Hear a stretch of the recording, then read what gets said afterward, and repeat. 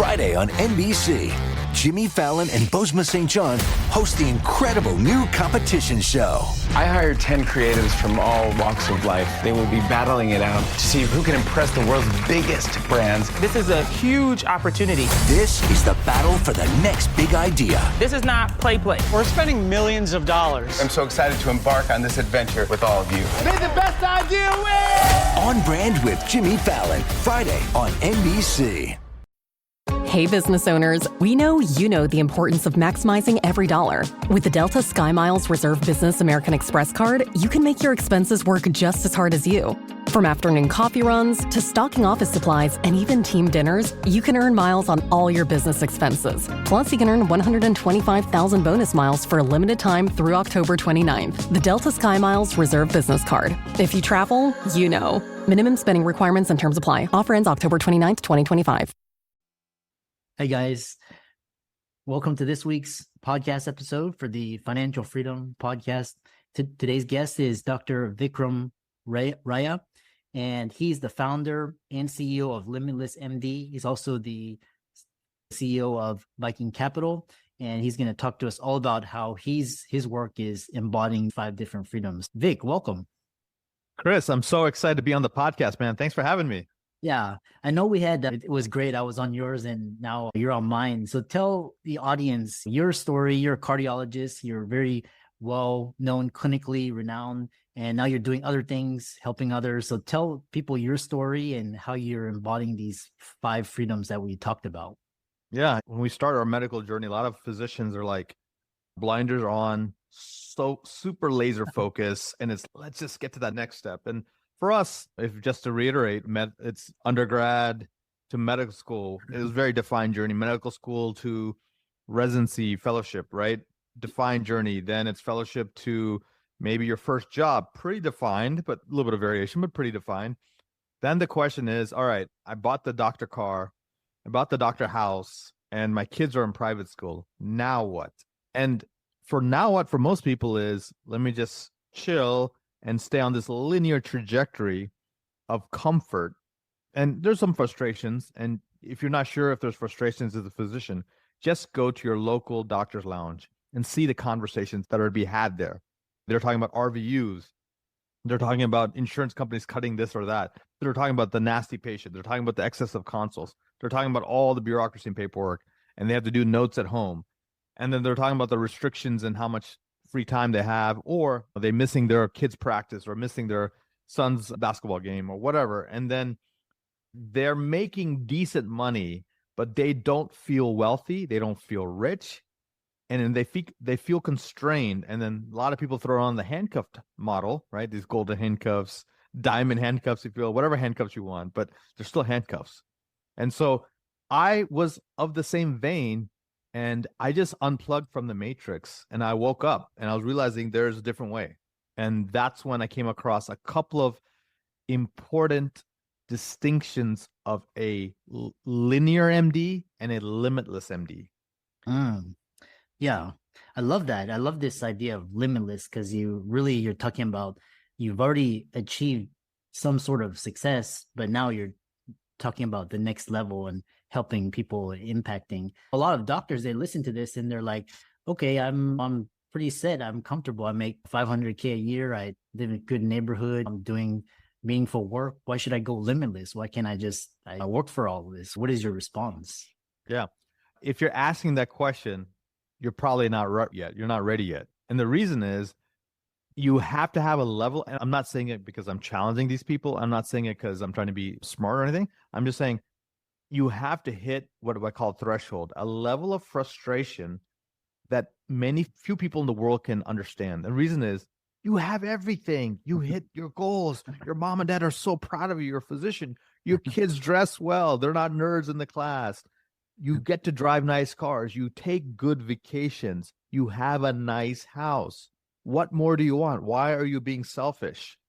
And my answer to that is, I'm not being selfish, but am I being fully utilized in my life? Am I fully unfolding all my greatness, my epic possibilities, my legendary strengths? And to be honest with you, at some point, things become autopilot, routine, habit, and this comfort kills you inside slowly.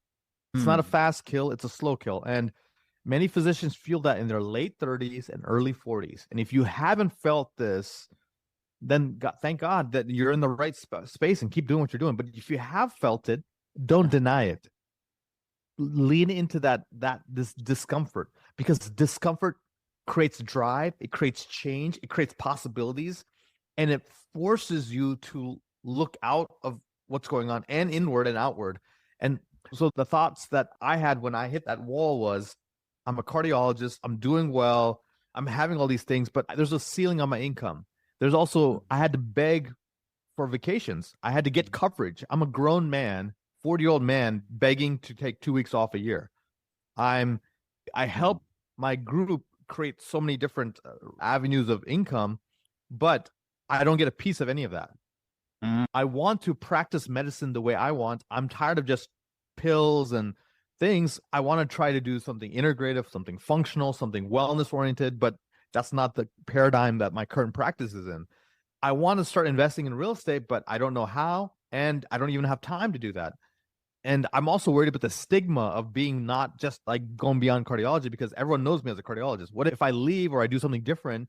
There's a stigma that a lot of physicians place. What if my patients don't want to come and see me because this doctor's not serious, he's doing something else. And so there's all this languaging. And then my mom, it was her dream for me to become a physician and for me to walk away from an Asian parenting dream to become an Asian parenting nightmare. That was something you have to rethink, right? So these are the things that were going in my mind. But here's what drove me. I want to be there for my kids. I don't want to be absentee dad. And to be honest with you, to be a really good physician, there's an edge of absenteeism that a physician has to do to their children. Number two, I want to have no limits on my income. I want to earn 7 figures, 8 figures if I want to. I want to write a huge check to charity and not even feel it.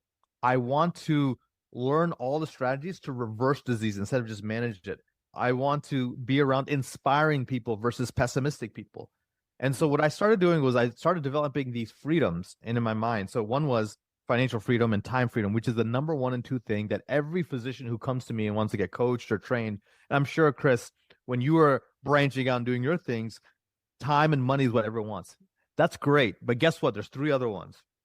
Imagine having the ability to work from Dubai, Estonia, Latvia, South America, anywhere in the world you want. Number 2, imagine having this bulletproof, resilient mindset. I don't care what happens to the economy, who becomes president of the United States, what happens with insurance companies, I can handle it. If someone in my family becomes ill, my children have issues, I have the resilient mindset to go after it and help them. And then finally, I want to be healthy.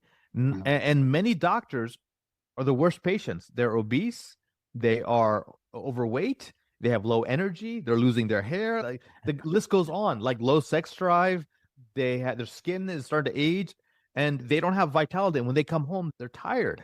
And so I'm like, the Dalai Lama has a great phrase. He goes, we spent the first half of our life sacrificing our health for wealth. And then the second half of our life, we have to sacrifice our wealth just to regain our health again. So when I saw this, I'm like, okay, I want the 5 freedoms. I want time, I want money, I want mindset, I want location, and I want vitality. And then I want to do things on my terms. So what I came up with is a hell yes versus hell no mentality. So if things are a hell yes, I do it. If they're not, then I walk away, because I want to be fully into whatever I'm doing. And the final thing I believe is whatever I touch turns to gold, but I have to touch it long enough. So those are the 3 founding philosophies of what I think could make someone become a limitless MD. Yeah.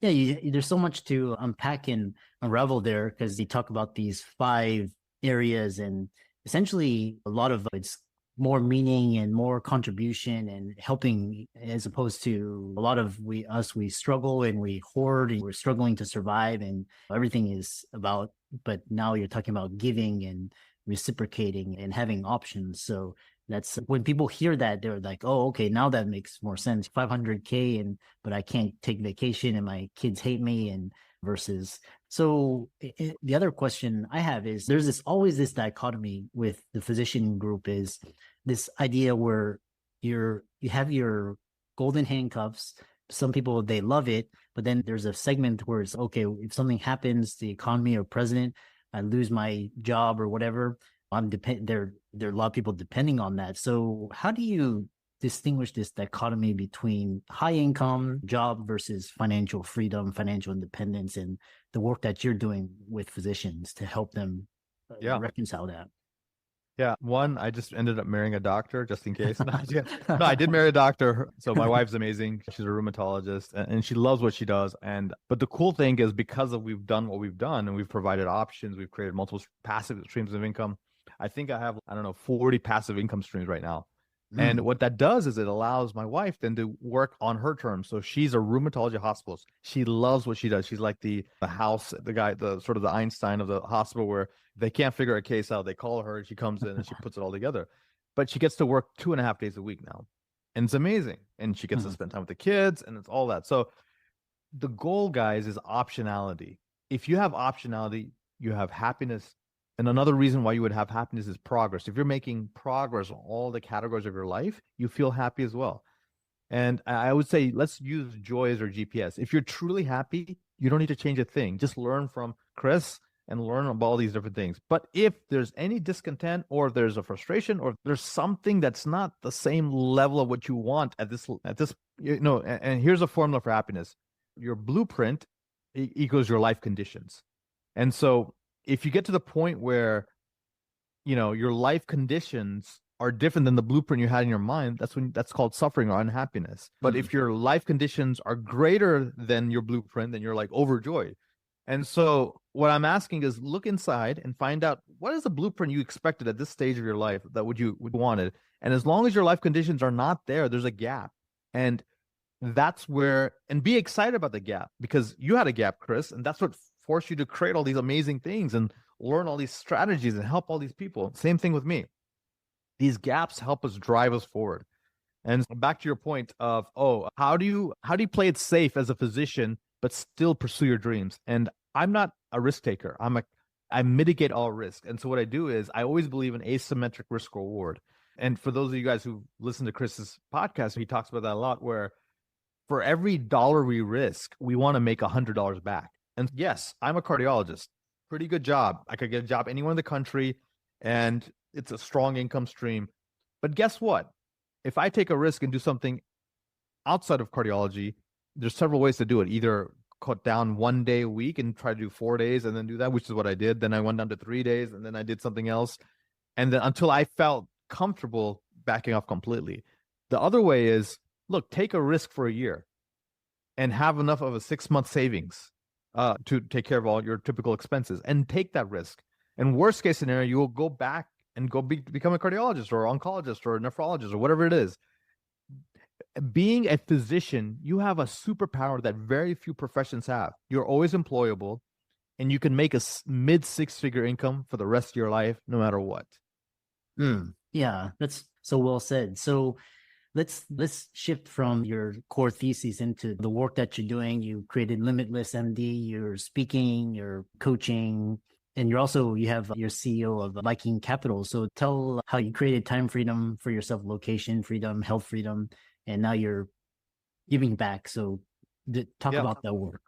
I wanted to first figure out, hey, look, all my income is coming from medical W-2, which is great. But if something happens, if I choose to take time off or I get disabled, something, I just didn't want all my eggs in one basket. So I learned real estate, started single family homes, quickly moved because there's a concept called LGS, leverage, growth, and scale.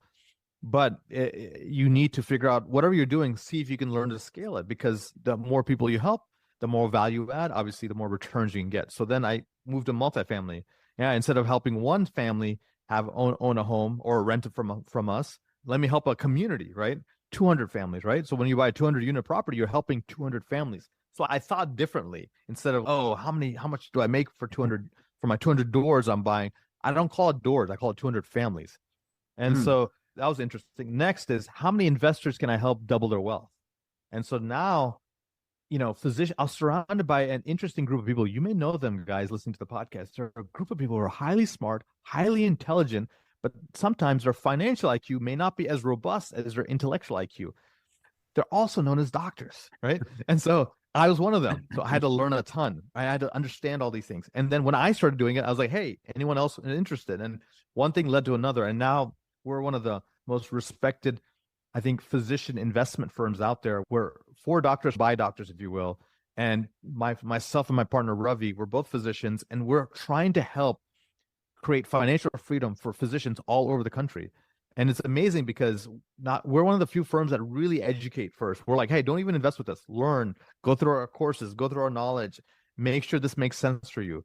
And even if it's someone else's deal, run it by us. We can give you the pros and cons. Because as Kiyosaki says, it's not the investment that's risky, it's the investor. And it's due to lack of education. And we did a great job with our medical education.